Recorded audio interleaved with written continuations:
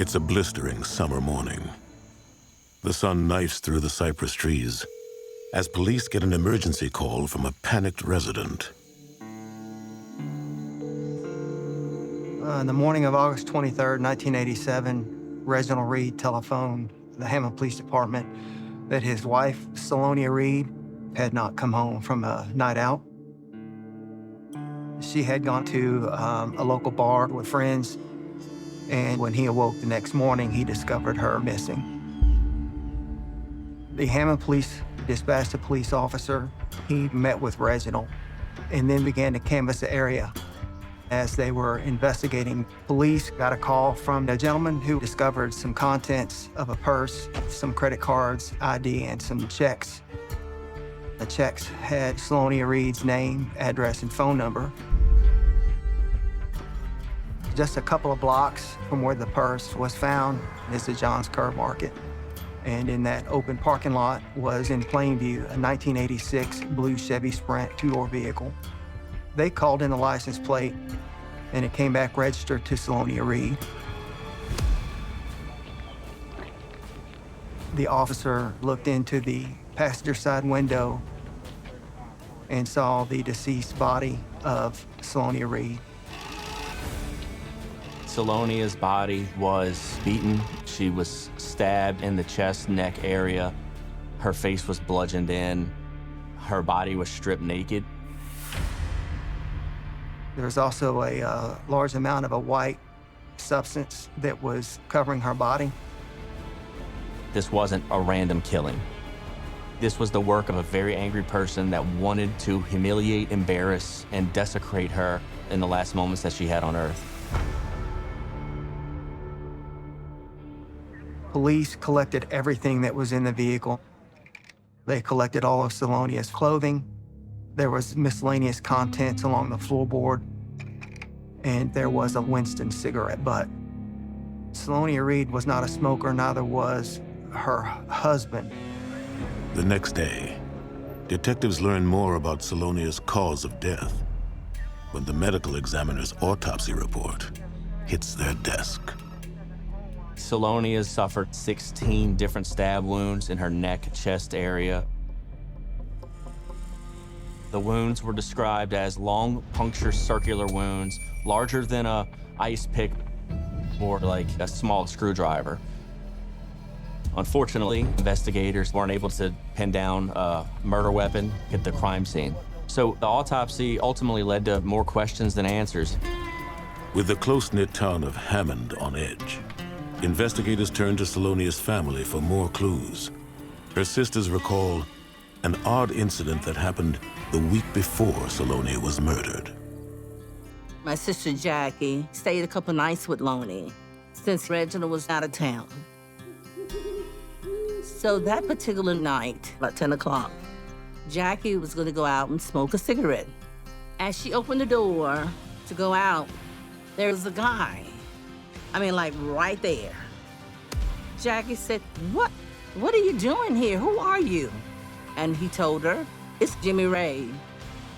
And ever since then, we kind of thought Jimmy Ray was involved. Jimmy Ray Barnes told police that he washed Selonia's car.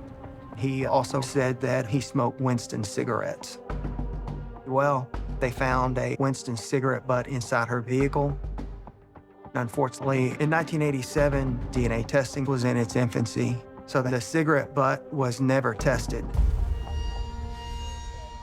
Without hard evidence linking Jimmy Ray to Selonia's murder, detectives take his statement and let him walk.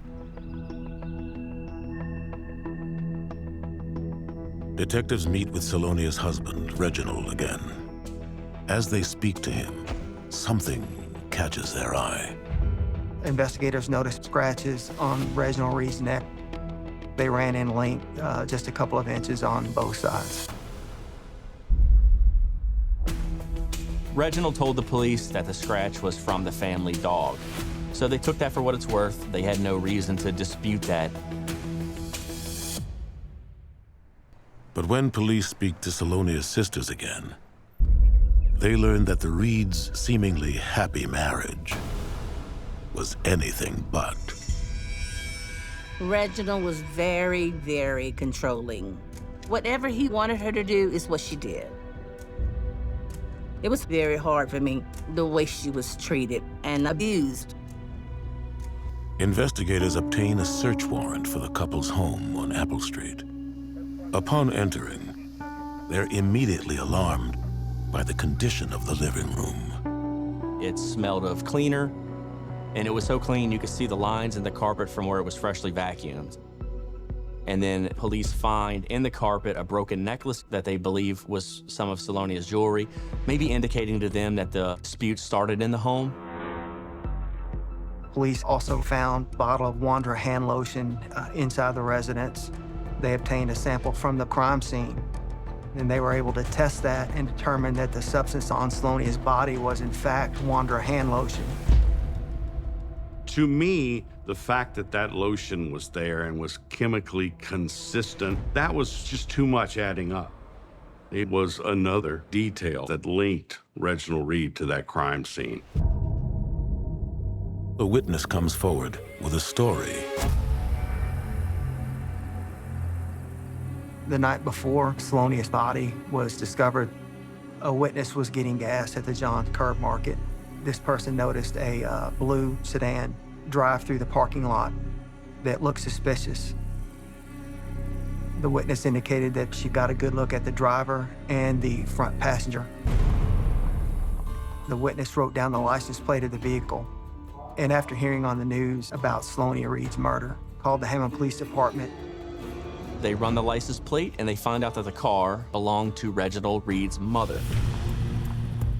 At that point, the detectives created a photo lineup that they could show to this witness. They used a photograph of Reginald Reed. They also added a picture of Jimmy Ray Barnes, the man standing there outside of Selonia's house the week before the murder. And without hesitation, she picked Reginald Reed and Jimmy Ray Barnes as the two men she saw that night. Ultimately, the district attorney's office felt the case didn't have enough evidence to move forward on the prosecution level. 1 year into the investigation, there is still no smoking gun tying Reggie or Jimmy Ray Barnes to Selonia's murder. The case of the young mother becomes as murky as a Louisiana swamp and goes cold.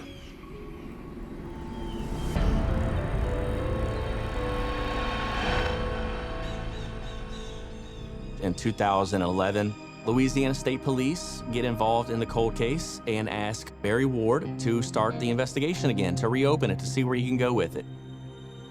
I sent the evidence off to the DNA lab, and I got a call back that we got a hit on the cigarette butt. Jimmy Ray Barnes. I laid out the facts to the grand jury, told them everything we had, and the grand jury returned an indictment against Reginald Reed and Jimmy Ray Barnes for the second-degree murder of Selonia Reed. Reginald was arrested in his home, and Jimmy Ray Barnes was arrested in Georgia and flown back to Louisiana to face prosecution. Jimmy Ray Barnes is finally ready to talk. I was driving the car. He told us that Reginald Reed called him and said, "Hey, I need you to go get my mother's car. I need you to come pick me up from the John's Curb Market, from the gas station." I did see the body in there, and I panicked. Ultimately, Jimmy Ray Barnes made the decision to testify.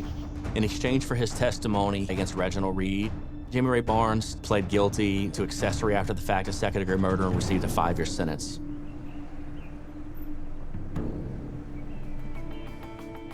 After 4 hours of deliberation, the jury returns its decision.